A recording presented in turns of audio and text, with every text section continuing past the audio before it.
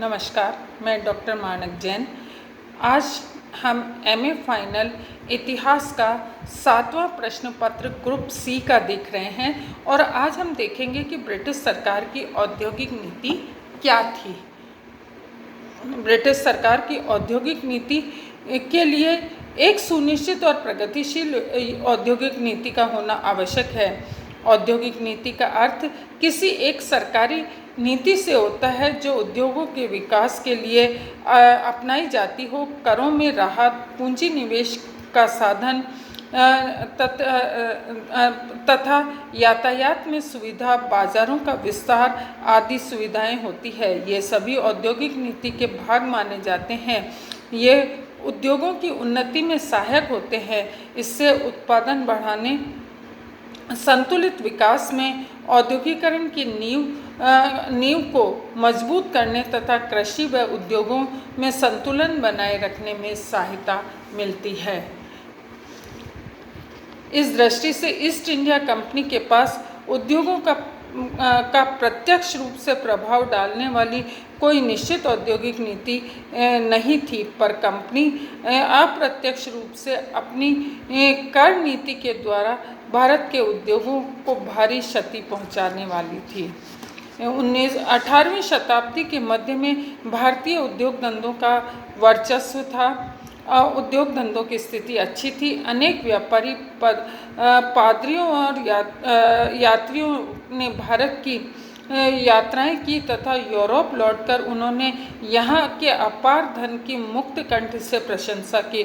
पुर्तगाल, अंग्रेज, डच, फ्रांसीसी सभी ने भारत की आर्थिक संपदा को लोलुपता की दृष्टि से देखा और मार्को पोलो ने भारत को एशिया का मुख्य बाजार कहा। उद्योगों में भारत आगे था और भारत में बने सूती तथा रेशमी वस्त्र विश्व बाजार में अपनी प्रसिद्धि के लिए जाने जाते थे। हस्तकला उद्योगों में भी भारत की बनी वस्तुएं विदेश जाती थी। औद्योगिक क्रांति ने आर्थिक परिवर्तन लाया और भारतीय हस्तकला उद्योग नष्ट हो गया तथा अन्य उद्योगों की प्रगति भी रुक गई। राजनीतिक अशांति तथा सशस्त्र संघर्ष के कारण भारत के विभिन्न भागों में आर्थिक जीवन प्रभावित होने लगा, परंतु विद्वान, धर्म सुधारक व अन्य लोगों ने भारत के अभियानों तथा अली वर्दी खां के अत्याचारों के होते हुए बंगाल की अर्थव्यवस्था का मुख्य कारण प्लासी के बाद और विशेषकर 1813 के बाद हुआ और सामान्यतः सूती वस्त्र, ऊनी वस्त्र, रेशमी वस्त्र आदि में अब भी भारत की विदेशों में पर्याप्त ख्याति थी। ईस्ट इंडिया कंपनी के काल की औद्योगिक नीति। ईस्ट इंडिया कंपनी के काल में अंग्रेजों ने उन्हीं भारतीय उद्योगों को प्रोत्साहन दिया जो इंग्लैंड के लिए लाभप्रद हो सकते थे। वास्तव में वे भारत की आर्थिक दृष्टि से शोषित करते हुए केवल कच्चे माल का निर्यात करने वाला देश बनाना चाहते थे। 1700 से लेकर 1850 तक अनेक कानून बनाए गए जिसके द्वारा भारतीय उद्योगों की उन्नति रुक गई। उदाहरण के लिए 1769 में कंपनी ने कोर्ट ऑफ डायरेक्टर ने इस तरह के सुझाव दिए कि बंगाल से कच्चे रेशम का निर्यात को प्रोत्साहन मिले तथा रेशम के तैयार माल पर प्रतिबंध लगाया जाए।